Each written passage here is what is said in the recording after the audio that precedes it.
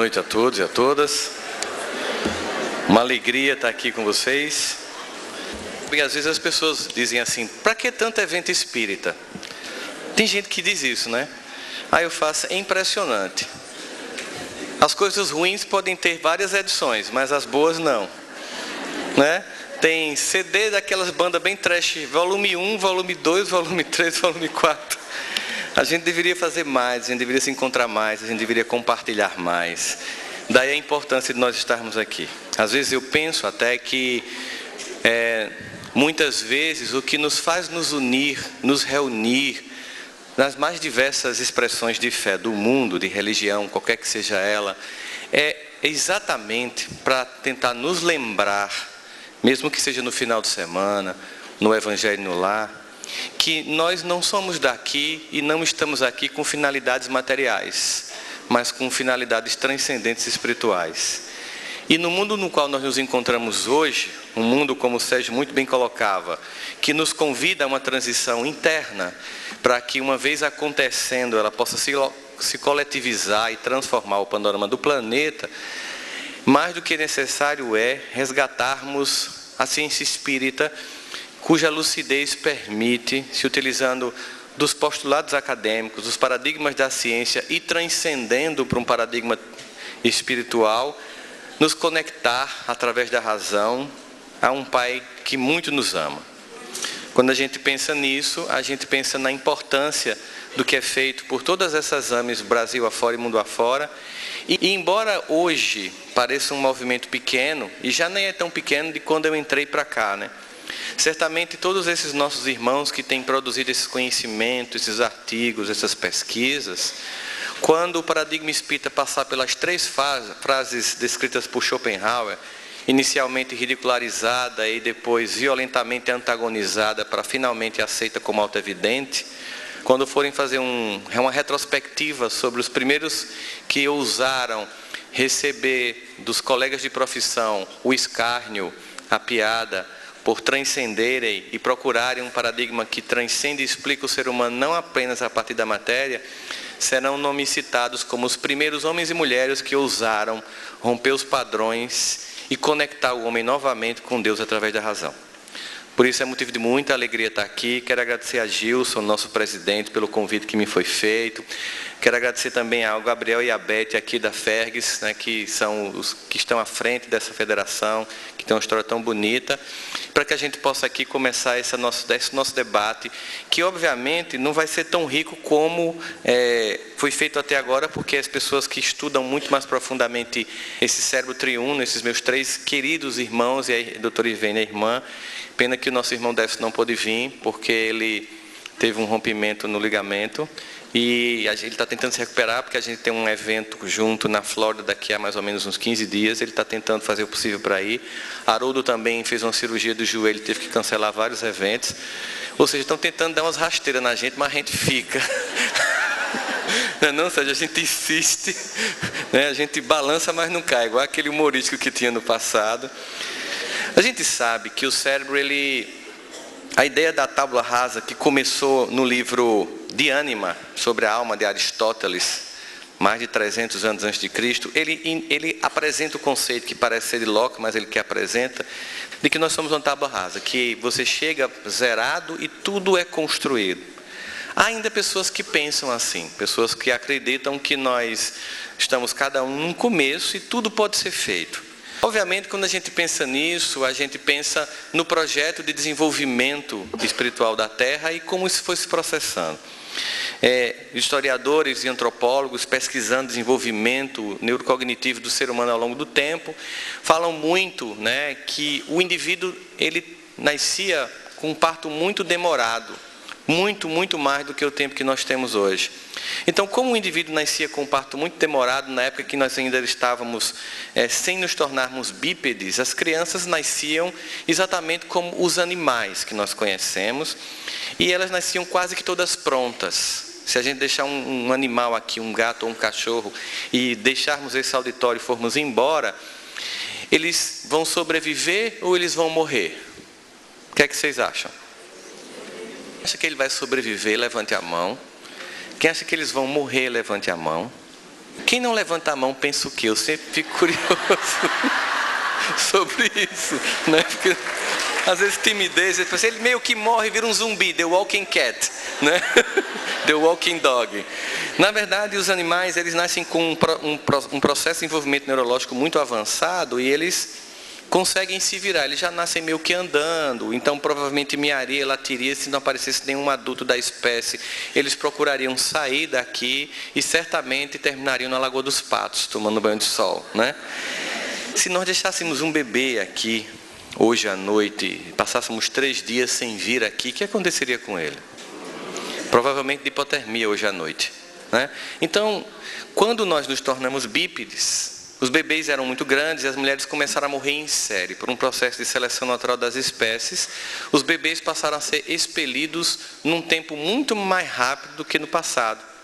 Num número cabalístico de 40 semanas, correspondendo aos 40 dias de tentação no deserto, aos 40 anos do Egito à Terra Prometida, um número que revela sobre o surgir do novo, o recomeço. Com 40 semanas, o bebê nasce completamente incompetente. Nada mais faz do que cocô, xixi, gofar, mamar, chorar, dormir, acordar e fazer tudo de novo. E ainda assim somos perdidamente apaixonados. No entanto, como o bebê nasce completamente ainda por fazer, criamos um problema. As mulheres, então, tinham que dar muita atenção a um ser completamente dependente e, por causa disso, elas muito atentas e sabem quem é pai e quem é mãe, basta um vacilo e o dedo está na tomada, basta um vacilo e puxa a água do bule, basta um vacilo e está pegando na geladeira. Você tem que ficar tão atento, que as mães ficavam tão atentas, as mulheres no passado, que os animais matavam a mãe e o bebê. Então as tribos também começaram a ter uma diminuição no número de pessoas, então foi determinado que um homem tinha que cuidar de uma mulher para cuidar do bebê, e aí surgiu a família como conhecemos inicialmente, com o objetivo exatamente proposto no Evangelho. A família tem como dever e como definição se suportar. Se suportar, existem 2 sentidos da palavra suportar. Sim, é de tolerar, nós temos que muitas vezes nos tolerar, mas sobretudo dar suportear. Estar junto para levantar, para soerguer. Estamos juntos nesse processo. Porque o nosso desenvolvimento cognitivo, por mais amplo que seja o espectro de nossa intelectualidade, como Albert Einstein, por exemplo, ele não vai prescindir do contato humano, da colaboração e da ajuda, porque nenhum de nós é melhor do que todos nós juntos. E esse sentimento de um cérebro coletivo, uma consciência coletiva que constrói um novo tempo a partir de atitudes individuais, é o que se tem pensado hoje em dia. Assim o bebê nasce completamente por fazer e nasce com uma coisa fundamental e fantástica, então, plasticidade neurológica. Já que ele não está totalmente sedimentado, ele tem um monte de estímulos que podem ser dados. Criamos então um problema, mas ao mesmo tempo algo fantástico. Esse bebê dá tanto trabalho, mas se você souber exatamente o que você vai pôr nele, aquilo que você vai inculcar, aquilo que Kardec pergunta, por que temos que passar pela infância a cada encarnação, né? Eu entendo Kardec, poxa vida, a pessoa já podia nascer com pós-doc em Harvard, para que começar cobrindo letrinha, beabá, beebé, beibi? E eles dizem, porque a cada nova encarnação os espíritos estão mais suscetíveis às impressões que aqueles que o educam devem fornecer. Gente, 100 anos depois dessa resposta a Kardec, o reverendo Singer criou a teoria do imprinting psicológico, que mostra que os indivíduos recebem do meio impressões que criam um processo de humanidade, de humanização, de tal modo que as crianças que eram perdidas e eram criadas por lobos e por gorilas, que deu a história de Tarzan, e quando elas eram capturadas e trazidas novamente para a civilização, elas não conseguiam mais falar como um ser humano, sorrir como um ser humano, andar como um ser humano, porque tinha passado a época do imprinting, um tempo que cada vez mais parece menor diante de uma sociedade que interfere cada vez mais na criança. Assim, a criança nasce toda por fazer, e para ficar mais fácil aqui agora, para a gente não falar de psicologia para um público completamente eclético, digamos que uma criança é como um smartphone com tela touchscreen fantástica, memória muito boa, uma câmera fantástica, né? Mas não tem um único aplicativo.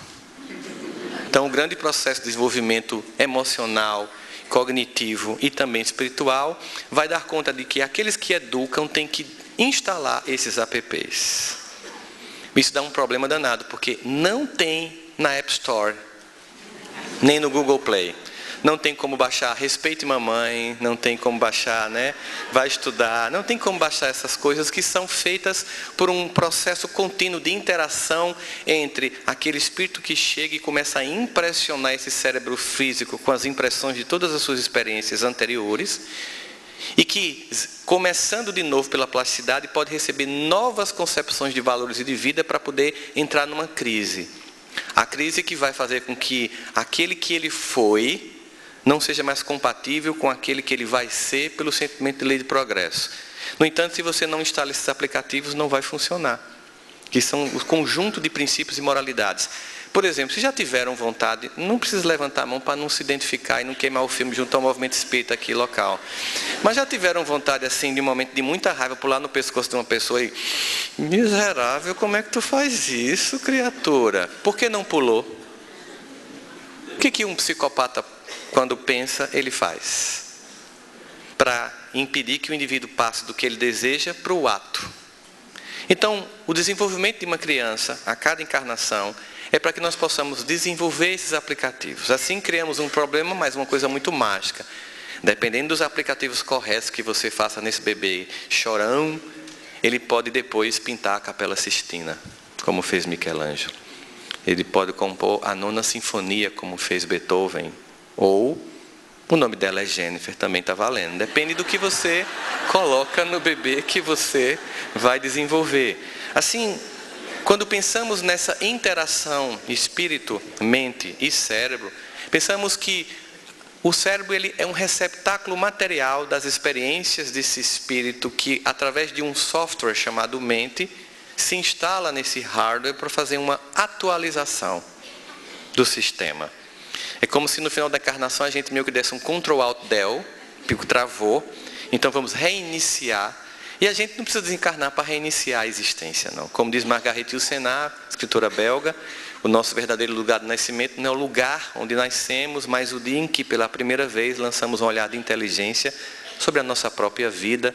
E esse é o convite que nos é feito de olhar de inteligência no chamamento do processo de reforma íntima, de transformações emocionais, de reconhecimento de limites e, ao mesmo tempo, vislumbrando as possibilidades daquele que, combatendo as más inclinações, como nos propõe o Evangelho, se reconhece como espírita, se reconhece como cristão e, ao mesmo tempo, se diagnostica como alguém cheio de más inclinações. Nós sabemos tanto disso que, quando estamos com muita raiva de alguém, a gente diz assim, Deus não dá asa a cobras. No entanto, apesar de todo o discurso que nós temos sobre o desenvolvimento e todo o conhecimento que nós temos sobre tudo isso, eu percebi como existe uma distância entre aquilo que a gente professa, aquilo que a gente estuda, daquilo que a gente faz. E, lamentavelmente, isso é o que faz com que a gente se constranja diante de tanto conhecimento com uma prática tão pobre.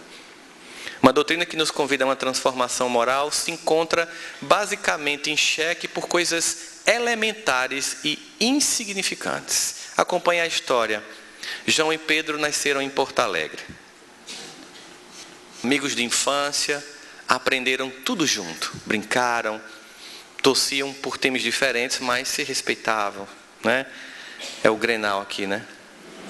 E aí eles cresceram juntos, aprenderam a fazer churrasco. Não como o Sérgio, que me fez um churrasco na casa dele, maravilhoso. E eu pensei, churrasco feito por psiquiatra só pode ser de vaca louca. Não tem como ser, Sérgio. Aquele dia eu comi por amor a você, mas eu desconfiei que aquela vaca tinha sido uma paciente que você... E aí a gente fica pensando que João e que Pedro conviveram juntos. Eles fizeram evangelização juntos. Mas um dia João ficou e Pedro teve que ir, ele passou no concurso e foi morar em Nova York. Foi trabalhar em tecnologia, ciência e tecnologia. Eles casaram e um foi essencial no casamento um do outro, estiveram juntos. Um dia a mãe de João desencarnou e, diante da dor profunda, qual não foi o alívio que ele sentiu quando viu Pedro entrar, porque ele não soube fazer conta para pegar o voo e veio para cá. Em 2018, João resolveu votar em Haddad e Pedro defendia Bolsonaro. E os que se dizem que levantam a bandeira do Cristo resolveram levantar a bandeira dos homens e criar conflito, criar discórdia, criar ressentimento, apagamento e afastamento. Nós já fizemos muito isso no passado, minha gente. Nós já levantamos bandeira de clãs, nós já decepamos cabeças, fomos profetas de Baal, fizemos tudo. Esse é o convite para a última hora. É um convite de profunda transformação, cuja única bandeira a ser levantada com dignidade e com veemência é a do Cristo. Quiseram nas redes sociais muitos dos espíritas defenderem o evangelho como defendem homens. E aí nós veríamos uma profunda transformação. Porque senão estamos apenas diante de um discurso que não se concretiza e de uma fé que é morta. Porque não se coaduna com os princípios que norteiam e que devem nortear nossas vidas. Quando pensamos nos estudos que são feitos e apresentados, nós percebemos que se você fizer uma transformação através de substância química no cérebro, você pode alterar a percepção, o humor, a personalidade, o raciocínio.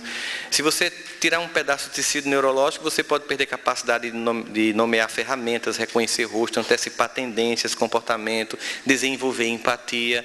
Mas olha, é impressionante porque você nem precisa passar por uma transformação dentro do cérebro, porque o coletivo pode fazer a mesma lobotomia simbólica. Se descobriu, por exemplo, que com o advento das redes sociais, a empatia em 10 anos declinou mais de 45%. E o narcisismo superou os 52%. E o suicídio infanto-juvenil criou o status de loucura na humanidade. Porque a sociedade também impressiona de fora para dentro. Vivemos um processo de, como a música, afinar um instrumento de dentro para fora, de fora para dentro. Assim, a gente também sabe que uma lobotomia frontal bilateral, ou as subsequentes variantes que a gente tem hoje mais sofisticadas, como a amigdalotomias estereótipas e as singulotomias, reduzem o indivíduo agressivo a um maníaco doce, que dá a sensação, a gente é só matéria, é só mexer aqui, que eu transformo o demônio em anjo. Isso é coisa de espírito, é coisa para gente com fantasia, é do mundo Harry Potter. Mas na verdade, onde estaria a causa? Onde estaria o efeito? Eu conheci uma música muito interessante, que é de um emicida chamada Amarelo a Música, e ele faz, porque ele começou a ver o volume de depressão nas comunidades carentes do Brasil. Geralmente a gente, no nosso mundo de classe média, esquece que existe todo um conjunto de pessoas que têm as mesmas dores, as mesmas angústias e às vezes nunca o acesso que a gente tem a tratamentos, a medicamentos, a processos terapêuticos. Ele começa com uma música de Belchior. Presentemente eu posso me considerar um sujeito de sorte, porque apesar de muito moço, me sinto são, salve e forte. Eu tenho comigo pensado, Deus é brasileiro e anda do meu lado, e assim já não posso sofrer no ano passado. Tenho sangrado demais, tenho chorado para cachorro. Ano passado eu morri, mas esse ano eu não morro. Belchior começa a música e ele pega essa música e começa a fazer uma exploração psicológica do sentimento da dor, da angústia das pessoas que sofrem depressão, num ambiente em pouca ou nenhuma ajuda, onde o Estado não chega, onde os consultórios também não chegam, e no máximo é uma receita emitida dentro de um posto de saúde, usando os remédios que são os iniciais dos anos 70. Sabe muito bem como funciona, Sérgio. E aí ele começa a dizer assim, para que amanhã não seja só um ontem com um novo nome, porque o abutre ronda ansioso pela nossa queda, que é a depressão. Findo a mágoa, mano, sou mais que essas dores, corpo, mente, alma. Olha só, um artista de periferia percebendo essa trindade, né, que a gente tem. Sou corpo, mente, alma, tipo um Ayurveda, estilo águia, eu corro em meio às pedras. Mano, o rancor é igual um tumor em bem na raiz, onde a plateia só deseja ser feliz. E hoje a última tendência é a depressão com aparência de férias. Quando as pessoas infelizes postam felicidades nas redes, fazendo com que você confunda os seus bastidores comuns, normais, cheios de angústias e de lutas, com a glamorização das imagens das pessoas que editam sua própria existência. Permita que eu fale, não das minhas cicatrizes. Elas são coadjuvantes, não, melhor, figurantes, que nem deviam estar ali. Ele está falando para ele mesmo e dizendo, eu não posso dar a essa dor, a essa angústia, a importância que ela não pode nem merece ter. E continua: permita que eu fale, não das minhas cicatrizes. Tanta dor rouba sua voz. Sabe o que nos resta? Alvos passeando por aí. Permita que eu fale, não das minhas cicatrizes. Se isso é sobrevivência, se resume a sobrevivência, é rebar um pouco do bom que vivi. Permita que eu fale, não das minhas cicatrizes. Achar que essas mazelas me definem é pior que crimes. E a dor, o troféu por nosso algoz, que nos faz sumir. Quando a gente analisa que essa percepção já toma conta das pessoas, e ao mesmo tempo fica se perguntando, temos em mãos uma doutrina extremamente consoladora e balsâmica. Muitas vezes eu me cobro particularmente, porque ela não chega a mais corações. Que a gente não está conseguindo, e aí eu estou falando de mim, não estou falando de vocês, entregar a ela a mais e mais corações. Por que a gente não está conseguindo ir para as periferias? Por que os centros são de maioria de classe média? O que está acontecendo que a gente quer consolar só alguns? A gente sabe, muitos de nós talvez nem estivesse aqui sentado e não tivesse conhecido esse Consolador. Quantas outras pessoas poderiam estar aqui também sentados e não ter desistido por ter conhecido uma mensagem tão transformadora? Temos uma mensagem poderosa que tem transformado nossas vidas e que pode transformar a de muitas mais pessoas. Porque a doutrina espírita, ela, de forma muito veementemente forte, combate profundamente a tendência materialista do mundo no qual nós nos encontramos. Os postulados espíritas, eles se opõem completamente à visão materialista da mente como resultado do funcionamento do cérebro. Para a doutrina, todo fenômeno é de natureza espiritual. E que, obviamente, o indivíduo encarnado vai manifestar no seu corpo físico, através do cérebro que como que imprimisse o sentimento, o pensamento, imprimisse para o comportamento aquilo que nos angustia, aquilo que nos faz querer mudar e se desenvolver. André Luiz, então, apresenta na mente como um núcleo de forças inteligentes. Lá no livro Domínios da Mediunidade, no capítulo 1, ele já apresenta isso, um núcleo de forças inteligentes. Através dessa energia, nós exteriorizamos o que somos e agimos sobre os outros pelos fios invisíveis do pensamento. Então a cada nova existência eu preciso passar pela infância, como disseram os espíritos a Kardec, para que novas impressões sejam projetadas. Essas minhas experiências todas, elas começam a se projetar materialmente no comportamento através do cérebro, e as experiências que eu recebo desse núcleo em torno meu, que é família, cultura, momento histórico, tempo em que nós nos encontramos, vai reverberar também em mim e eu nesse coletivo.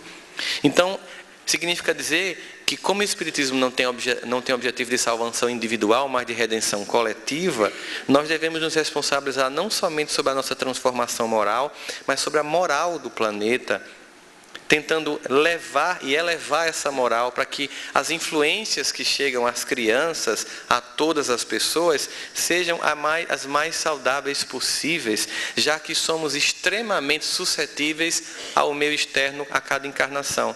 É preciso ter um grau muito sofisticado de evolução espiritual para não se impressionar pelo mundo doente no qual nos encontramos. Conforme dizia Jesus, o mundo jaz no maligno. Aqui não com a figura mítica do demônio, pensando como espíritas, mas um mundo ainda onde a tendência hegemônica é do equívoco.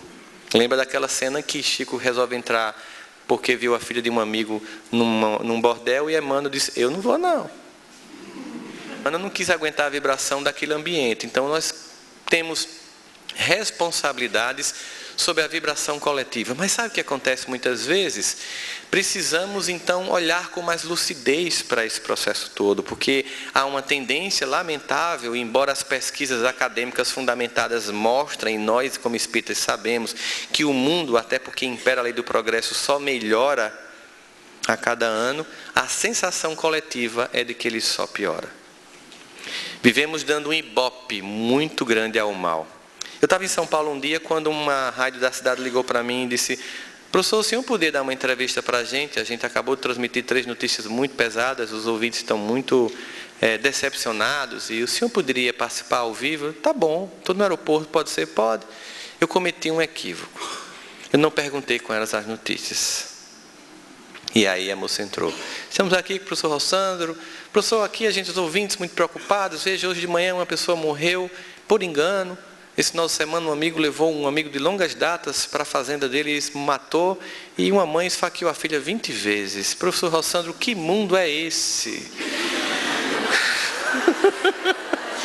E eu disse, por que eu não perguntei antes o que tinha acontecido para entrar ao vivo no ar?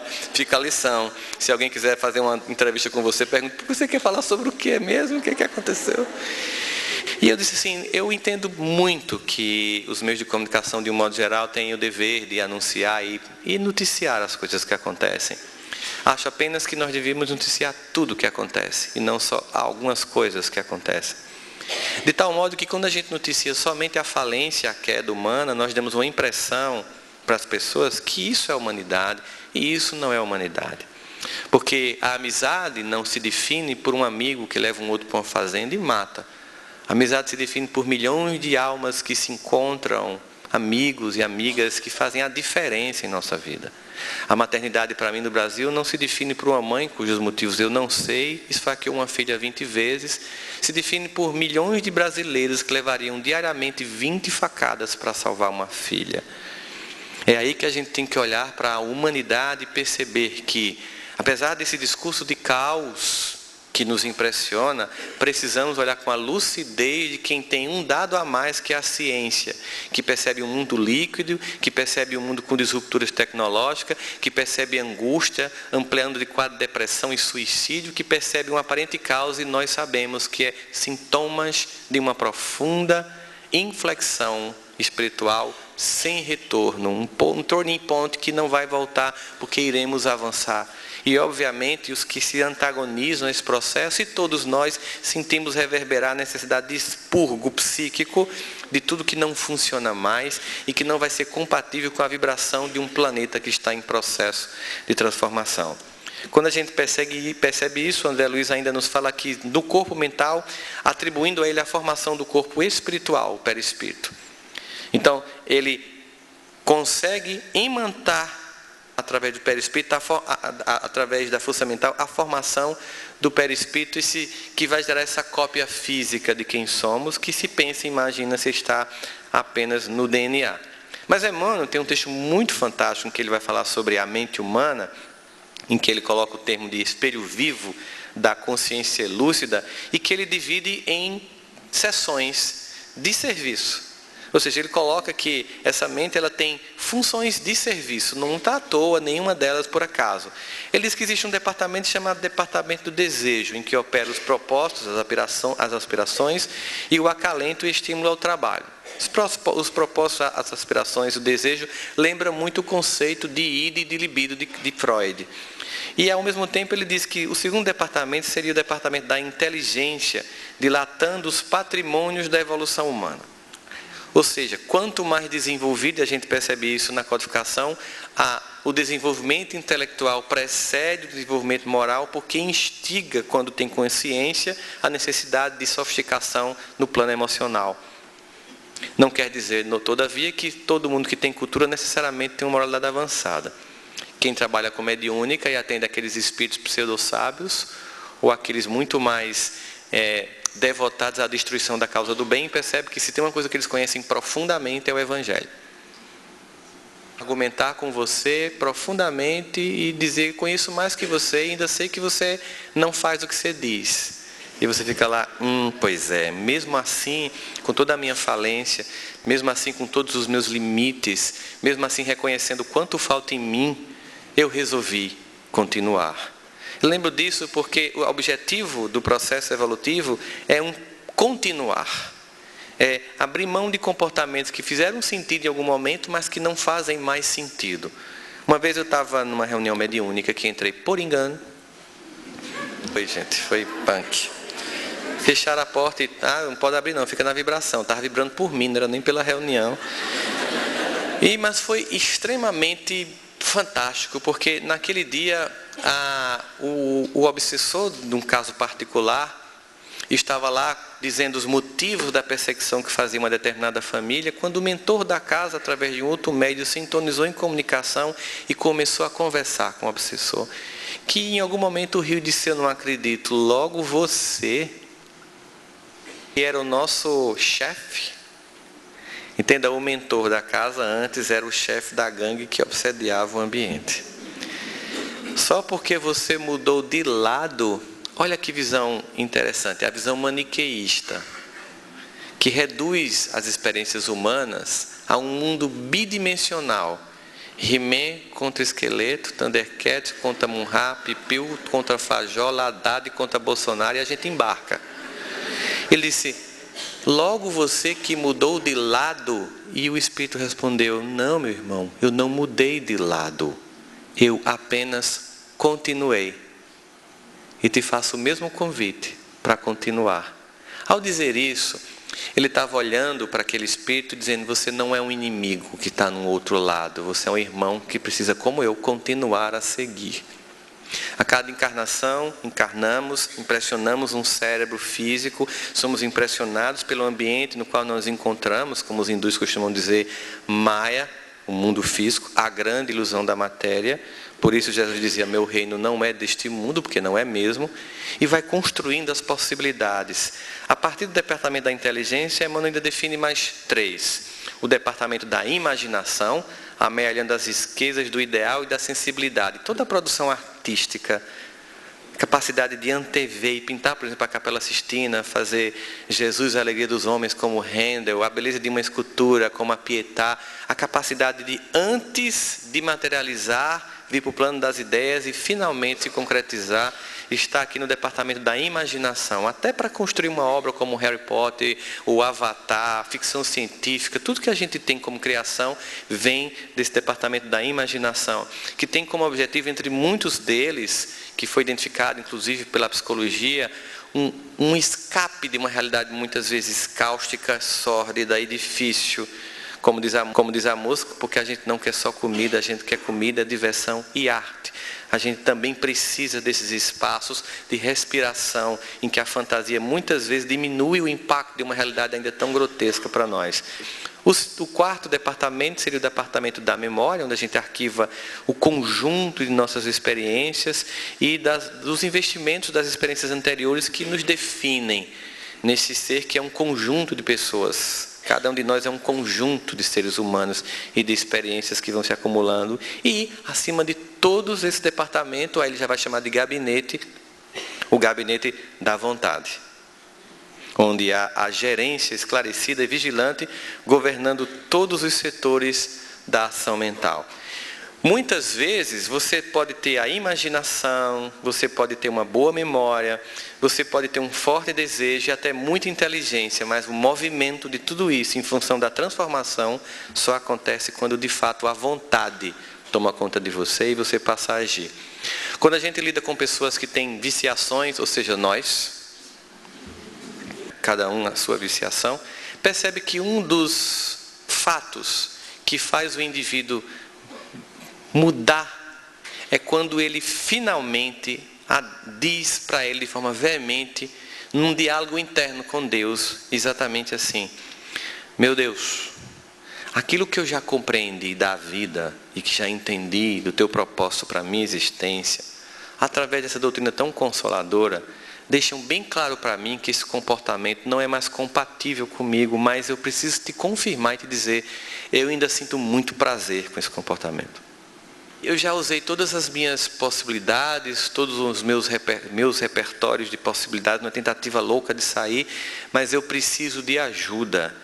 Quando você admite, a vontade ainda não é tão forte, você busca então recursos através da fé, para realmente conseguir ajuda, mas isso só acontece num diálogo sincero, em que você diz, não deixei porque tem ganho ainda. Nós identificamos isso com Freud como ganho secundário da doença. O que é que eu ganho com aquilo que me adoece? O que é que uma criança, quando os pais estão se arrumando para sair, ganha quando ela começa a vomitar e passar mal com febre? Ganha, você fica. E se você fica, ela aprende que através da dor e da doença, ela consegue algum lucro.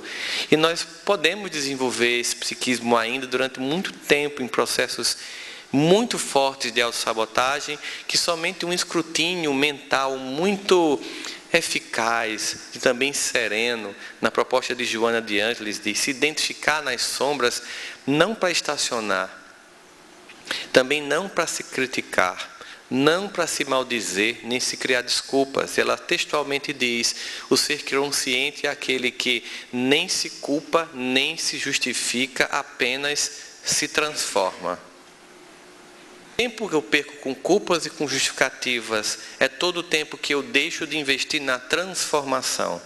Às vezes queremos continuar na culpa, porque no fundo não temos ainda vontade de abandonar o comportamento. Então, como não tem vontade, nós precisamos criar algum tipo de apaziguamento com a nossa consciência. Nós nos culpamos para nos punirmos e dizer: tá bom, eu fiz isso, mas eu estou com raiva de mim, estou me culpando e estou me punindo. Mas amanhã eu vou fazer de novo.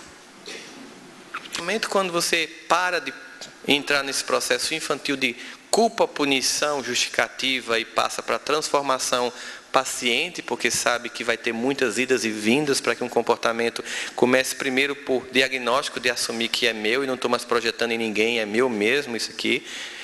É angustiante, mas é meu. Eu vou começar um processo de transformação e paciência para construir por condicionamento, novo comportamento. Por isso Emmanuel dizia: disciplina, disciplina e disciplina. A mesma força e vetor de energia que te leva para o equívoco, com disciplina, mudando a direção, te leva para o acerto. A mesma força de Saulo foi usada mudando o vetor para ele virar Paulo. A mesma intensidade, a mesma veemência com que ele acreditava e que defendia a Torá, uma vez mudando a posição e o norte, a mesma veemência, a mesma força foi para defender o Evangelho de Jesus e nos trazer esse legado, nós os gentios, que jamais talvez conhecêssemos se tivesse ficado ali no ambiente da Judéia. Assim, Emmanuel ainda nos diz que o Espírito se vale das experiências reencarnatórias para aprimorar a si mesmo. A mente, acolhida pelo cérebro em contato íntimo com ele, vai expandir suas possibilidades. Obviamente que sabemos que um adolescente de hoje tem um conjunto de informações muito maior do que um adulto de décadas passadas. Não necessariamente esse conjunto de informação torna a vida desse adolescente ou desse adulto de hoje mais eficaz do que o indivíduo do passado, se esse conhecimento não se traduz num comportamento de transformação moral. Muito pelo contrário, o conhecimento sem moralidade pode gerar o déspota. Por isso que temos que avançar nas duas asas. Nesse princípio que estamos aqui sendo acolhidos pelo cérebro, essa mente, esse espírito vai ampliar suas capacidades intelectuais e morais, para que finalmente haja um voo sereno e não torto. Esse conhecimento vai chegando a cada um de nós, ele vai dizendo então, Emmanuel, fora do cérebro material, a mente pode dispor de recursos ou usar de estratégias que estão bem acima de toda a fisiologia cerebral. Quantos inventores, quantos pesquisadores só conseguiram fechar a ideia quando cansados foram dormir e tiveram um sonho ou intuição? Porque a limitação neurológica não dava para aquela abstração ir além dos limites dessa caixa mental física, orgânica que é o cérebro. E no momento em que há um desdobramento, o insight, porque aqui a minha mente não está limitada às condições cerebrais. O que implica dizer, obviamente, que a gente está aqui lidando com uma ideia apresentada pelos Espíritos, que à medida em que o ser humano avança, ele vai forçando digamos assim, as fronteiras do cérebro para dar conta da evolução do ser. Ampliando, e como nós sabemos que de fato nós não usamos pleno potencial, há ainda muito campo a ser explorado e desenvolvido ainda nesse cérebro que a gente usa hoje. Mas, contida dentro do cérebro, a mente é limitada pelos recursos que esses neurônios podem oferecer. Pena que a gente nem sempre lembra com nitidez, e talvez seja exatamente, às vezes eu me pergunto, por que eu não lembro com nitidez de um desdobramento, como eu lembro de um encontro material? Porque no desdobramento a memória foi gerada na mente extrafísica, e não foi inscrita no cérebro. Então, pego só alguns elementos. Por isso que a gente tem que acordar e anotar, porque é muito pueril essa memória, e criar um caderno de anotações oníricos que são informações que são coletadas. Quando a memória é gerada também no cérebro físico, o nível de arquivamento é muito mais forte e a tendência de lembrar também é significativa. Não obstante o fato que o cérebro seleciona as memórias que são importantes e até é capaz de criar memórias que nunca existiu, para satisfazer e entrar em contato com o nosso autoconceito. Nós vamos lembrar de coisas que não existiram e vamos lembrar de coisas que de fato existiram. Existem pesquisas que mostram que muitos traumas revelados em terapia foram criações da própria criança no ambiente quando ela viveu. Atendi uma paciente uma vez que jurava ser abusada e vivia em processo de depressão, e quando finalmente chegou para mim, então eu quero que você me descreva a cena do abuso.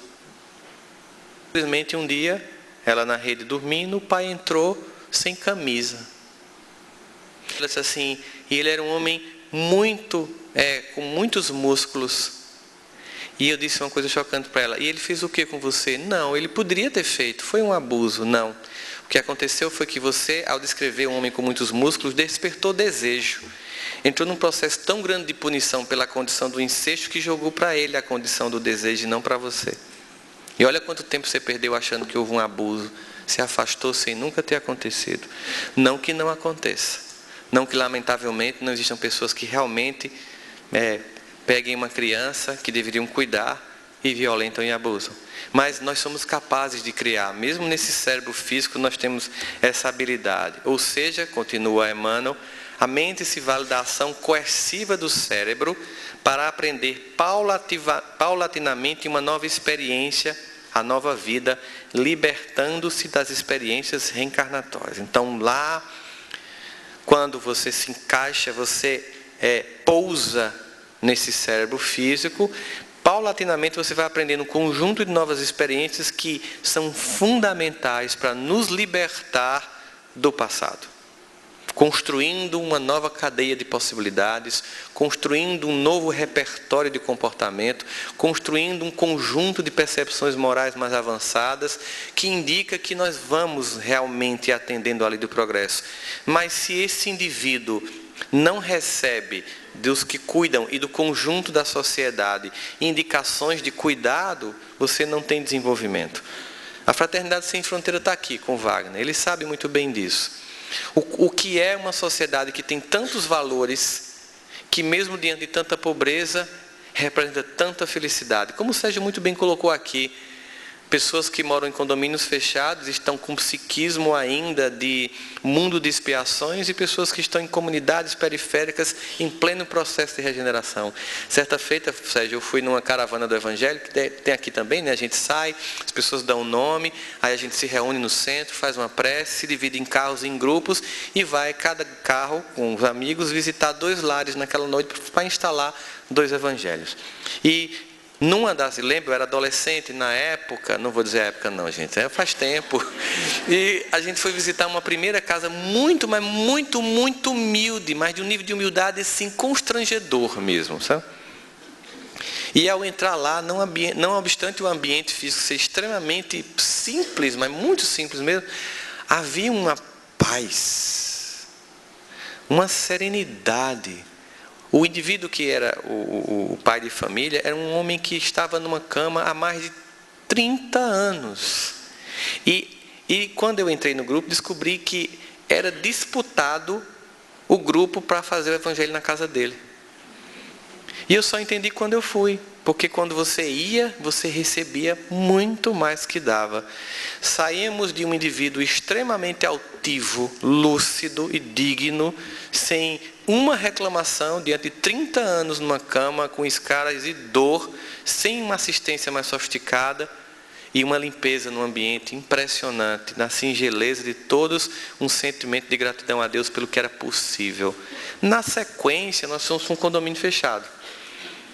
Chegamos numa casa belamente projetada, com quadros, luzes projetadas para iluminar vasos e ambientes específicos, móveis extremamente sofisticados, com laca nas portas, fechaduras digitais e de uma aridez, uma dor, uma angústia, um sentimento de expulsão profundo. Isso não quer dizer que nós não devamos, diante dos muitos irmãos nossos que estão materialmente com dificuldades, imaginar que nós devemos também levar o conforto material, também se deslocar para ajudar, também fazer a diferença. Porque se dinheiro não traz felicidade, a falta completa gera muita dor e angústia. Assim, continua Emmanuel, à medida que o espírito avança evolutivamente, as suas habilidades mentais se expandem e a mente capacitada de recursos maiores, tanto sobre o aspecto intelectual como sobre o aspecto moral, forçando o cérebro a uma certa expansão. Aí é como você percebe que vai acontecendo.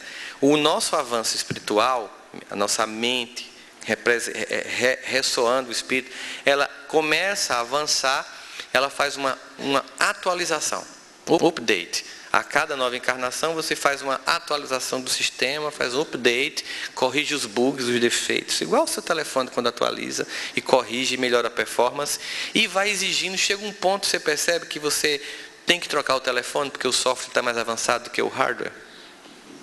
No nosso caso, ainda não chegou a esse ponto, porque o cérebro ele tem muita possibilidade de expandir ainda. O avanço da nossa mente, do nosso espírito, vai gerar uma pressão de expansão do cérebro. Então, o avanço do software, mente e espírito, vai gerar um avanço da comunicação e das possibilidades que tem no hardware, que é o nosso cérebro físico.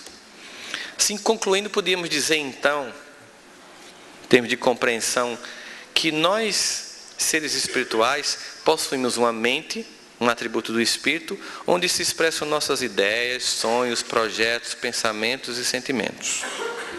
A mente constitui-se um núcleo de forças inteligentes envolvido por um sutil envoltório chamado corpo mental, e dela partem as ondas mentais que retratam nossa condição evolutiva e nos ligam a todos aqueles que sintonizam conosco.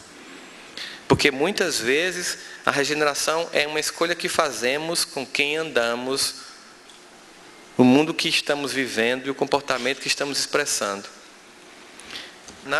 A nossa mente se identifica com o cérebro e dali se intelectualiza, ele intelectualiza a matéria, ordenando as células, a formação do corpo, tanto que quando essa mente, espírito sai, há uma desorganização celular e o corpo entra em decadência e apodrece, fenômeno que vem logo após o que se chama de morte.